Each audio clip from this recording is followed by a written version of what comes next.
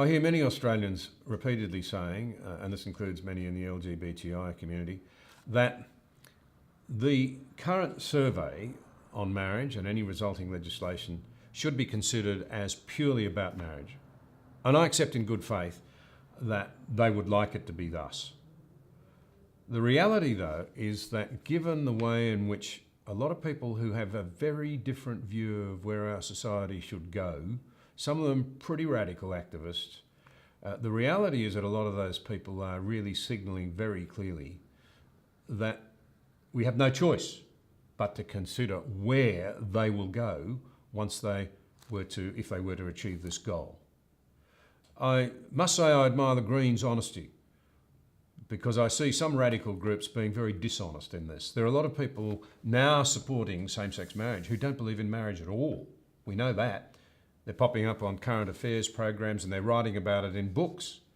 So you'd have to wonder what their real agenda is. They don't believe in marriage, but hey, we've got to have this bedrock institution for everybody. What do they really want us to believe?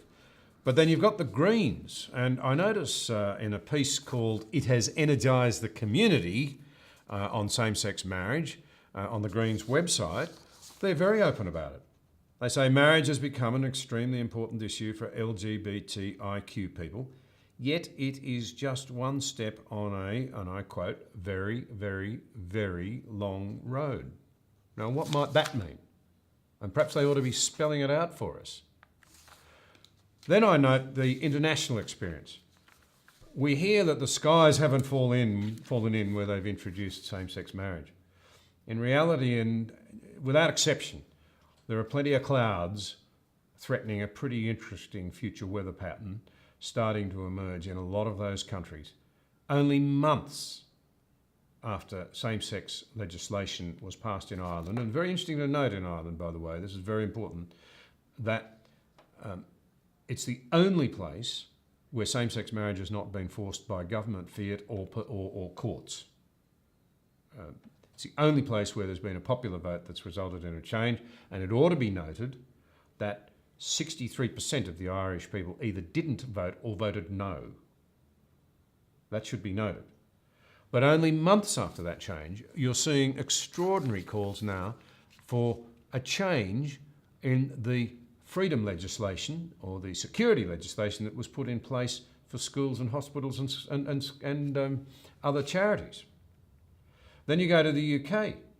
The exemptions that were made that actually just confirmed existing rights for ministers of religion to choose to marry or not marry people according to whether they thought they were suited, are now facing calls from people very high up in the land for removal, just months after assurances were given about religious freedom. You see the same pattern emerging in countries everywhere. So we really do need to ask people to be a little more honest about what their real agendas are here.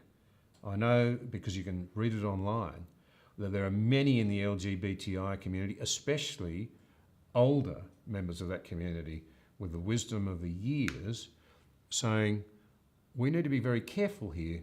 This agenda has been subject to a lot of manipulation.